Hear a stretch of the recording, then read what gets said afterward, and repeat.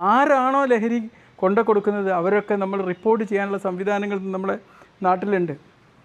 നമ്മുടെ നാട്ടിൽ നിങ്ങൾക്കൊരാൾ ലഹരി ഉപയോഗിക്കുന്നു, അല്ലെങ്കിൽ ലഹരി എത്തിച്ചു കൊടുക്കുന്നു, അല്ലെങ്കിൽ ലഹരി സെല്ല് ചെയ്യുന്നു എന്ന് പറഞ്ഞാൽ റിപ്പോർട്ട് ചെയ്യാനുള്ള ഓപ്ഷൻ ഉണ്ട്.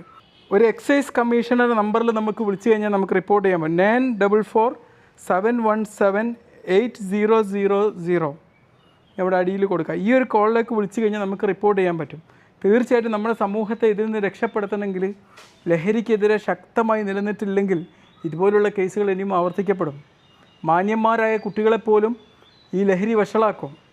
മാന്യന്മാരായ ദമ്പതികളെപ്പോലും, ഭർത്താക്കന്മാർ, ഒരുപാട് ആണുങ്ങളൊക്കെ നല്ല സ്നേഹസമ്പന്നരായിരിക്കും, പക്ഷേ മദ്യപിച്ച് കഴിഞ്ഞാൽ അവരെ കോലം മാറും. എനിക്കിപ്പോഴും ഓർമ്മയുണ്ട്. അതിൻ്റെ റൂട്ടിൽ തന്നെ തുരത്തെറിയാൻ നമുക്ക് സാധ്യമാവേണ്ടതുണ്ട്.